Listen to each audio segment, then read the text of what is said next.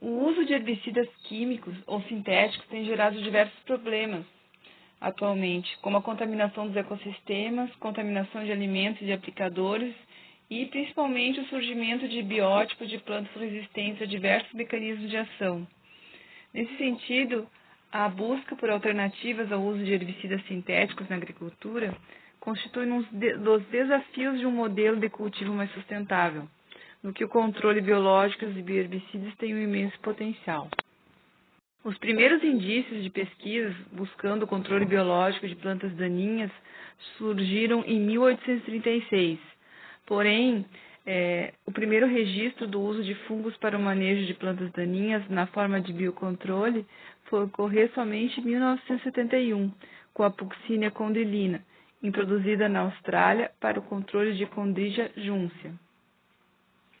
Os bioherbicidas, então, promovem o controle de plantas infestantes, através da utilização de agentes de biocontrole, que podem ser insetos fitófagos, que vão se alimentar daquelas plantas infestantes, fungos, bactérias e vírus fitopatogênicos, causadores de doenças, peixes, crustáceos, aves também, até em sistema de pastoreio, e extratos de plantas que contenham substâncias alelopáticas ou fitotóxicas. Para certificação e aceitação por agricultores orgânicos, os ingredientes de formulação de herbicidas naturais devem ser de origem natural, ter um perfil toxicológico e ambiental positivo e ser eficientes no controle de plantas daninhas. Isso tudo a um custo competitivo. Dessa forma, então, nós temos algumas vantagens da utilização desses bioherbicidas. A principal delas, se considerando o grande número de biótipos de plantas resistentes aos herbicidas atuais, sintéticos, é a utilização, então, dos bioherbicidas no controle dessas plantas resistentes. Outra vantagem é que eles não impedem os processos ecológicos naturais, como a dominância vegetal, a sucessão ecológica, a formação de comunidades e de vegetação química. Dessa forma, uma das grandes vantagens da utilização de bioherbicidas é a sustentabilidade, segurança ambiental e o potencial efetividade do controle. Assim, eles também reduzem a poluição ambiental, causam menor impacto nos recursos naturais e uma menor contaminação dos alimentos e do aplicador, diminuindo, inclusive, os períodos de carência pós-colheita. Possuem rápida degradação pelos micro-organismos presentes no solo e uma baixa toxicidade aos mamíferos. Por outro lado, existem alguns problemas ou desafios que precisam ser vencidos para que os bioherbicidas possam se difundir mais. Um dos primeiros é a alta especificidade dos patógenos na atividade bioherbicida dos micro-organismos. Em muitos casos, os patógenos de plantas eles apresentam alta especificidade, apresentando a forma specialis, que restringe muito o uso apenas uma espécie de planta.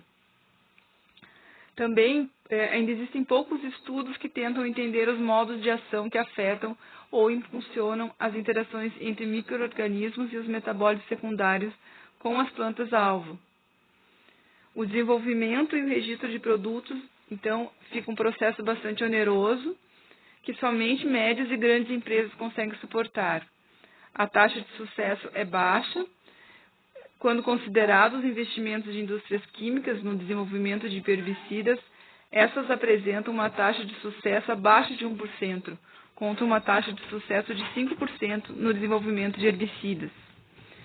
Ainda é apontado uma menor eficácia e um maior custo quando comparados com herbicidas convencionais.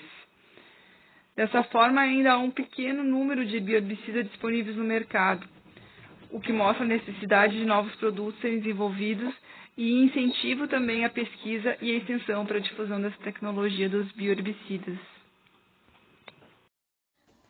Bom, primeiramente, o controle biológico ele é relacionado ao uso de inimigos naturais das plantas daninhas, como insetos, fungos, bactérias, ácaros e animais que predam ou parasitam as invasoras.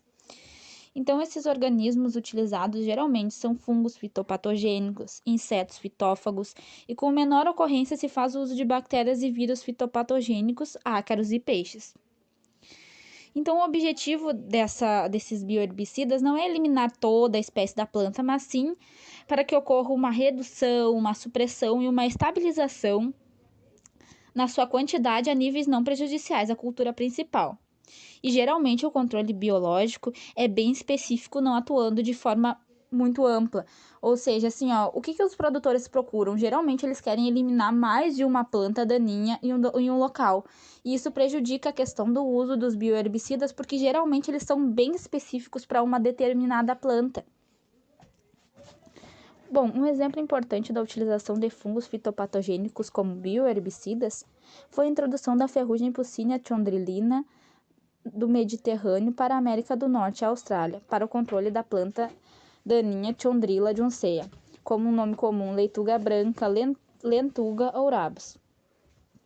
Também, então, foi utilizado a ferrugem Uracladium temperâneo da Austrália, que ela está sendo usada na África do Sul para o controle de uma espécie de erva invasora, a Cassia saligna, também conhecida comumente como cojong, a caça de coroa de ouro, mimosa dourada. E no Brasil, está tendo um grande problema, agora eles não estão tentando desenvolver um bioherbicida para controle de uma planta daninha chamada aguapé, que é nativa da bacia amazônica e do Pantanal mato-grossense, que se disseminou para outros estados. Tem se tornado uma das piores plantas invasoras aquáticas, onde a falta de inimigos naturais favorece o seu desenvolvimento. Então, como ela não está no seu habitat natural, ela tem esse problema de disseminar, uma alta disseminação, no caso. Então, existem poucos bioherbicidas registrados, na verdade, e nas tabelas a seguir serão apresentados alguns bioherbicidas registrados ou comercializados. Então, a gente pode notar que é uma quantidade pequena se comparada aos químicos. Ali tem vários itens, então a planta-alvo que esse bioherbicida vai atuar, o patógeno registrado, a cultura que ele é usado, em qual país. E a gente pode ver que ali eu não consegui achar nenhum bioherbicida que seja registrado no Brasil. Normalmente, assim, os bioherbicidas registrados, eles são dos Estados Unidos, da Austrália, como o Lubal, o Bioced, o Cast, o Biochon, Chontrol, Mitin. Bom, aqui então temos outro exemplo de um quadro, de uma tabela ali, onde está especificado a planta daninha, o agente da natureza do controle biológico, se ele é um inseto, se ele é um fungo, a origem do agente. Então, aqui a gente pode ver que a maioria são fungos. A produção de bioherbicidas por processo de fermentação divide-se em fermentação submersa e fermentação em estado sólido, que se diferem pelo tipo e o meio onde ocorre o processo. A fermentação submersa ocorre em meio com que possui água livre e geralmente substratos solúveis, caracterizando-se como processo ideal para o cultivo de bactérias e fungos que produzem conídeos ou outras formas de propágulos em culturas líquidas. No entanto, este processo para fungos filamentosos, com produção de esporos, é considerado limitado, optando-se pelo método em estado sólido. A fermentação em estado sólido caracteriza-se pelo crescimento microbiano e formação de bioprodutos em meio à superfície de substratos sólidos e com quase ausência de água. Sendo assim, indica-se para o cultivo de fungos e leveduras, onde o material atua como fonte de carbono ou como local para a aderência de micro-organismos. Em muitos casos, o substrato, após o crescimento microbiano, é moído e aplicado como herbicida granular. No entanto, estudos mostram maior eficácia quando aplicado o extrato retirado da fermentação do que o próprio substrato. A maioria dos extratos alelopáticos é total ou parcialmente solúvel em água, o que os torna mais fáceis de aplicar sem surfactantes adicionais, tensioativos que apresentam sulfato na estrutura. Para aplicação, existem vários métodos, como, por exemplo, por combinações de extratos vegetais. Aqui no trabalho, exemplificamos como o extrato de sorgo e moringa, que é a cássia branca. No artigo Rendimento, Qualidade e Retorno Econômico do Milho Híbrido, foram utilizados os extratos de sorgo e moringa conjuntamente em baixas concentrações de 3%, aplicados na folhagem, colhendo melhor rendimento de milho com boa qualidade e levando a retornos econômicos comparativamente bem mais altos. Ou extratos individuais, como por exemplo a sorgab, extrato de sorgo. Os efeitos do sorgab nas ervas daninhas, dependendo do tempo e da dose, mas geralmente são utilizados a 5 ou a 10% de concentração com pulverização dupla, entre 20 e 30 dias e 40 e 60 dias após a semeadura ou após o transplante.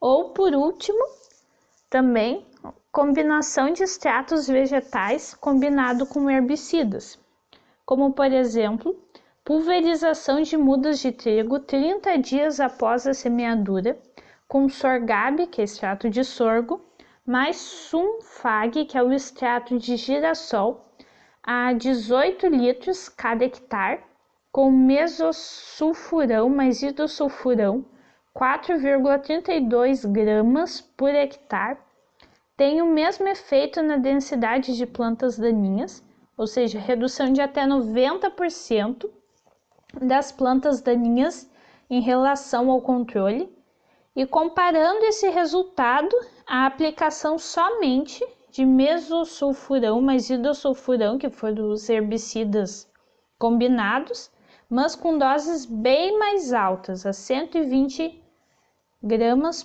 por hectare, para dar o mesmo resultado do que uma dose bem menor desses herbicidas misturados com 2 extratos vegetais. Como citado anteriormente, embora existam várias vantagens em usar bioherbicidas, há também algumas desvantagens, dentre as quais é possível destacar os problemas relacionados ao seu desenvolvimento e comercialização. Tendo em vista a dependência da eficiência dos agentes em relação a fatores ambientais na produção, armazenamento, transporte e aplicação. Podem ser formulados a partir de substâncias produzidas pelo metabolismo secundário de vegetais e/ou micro-organismos.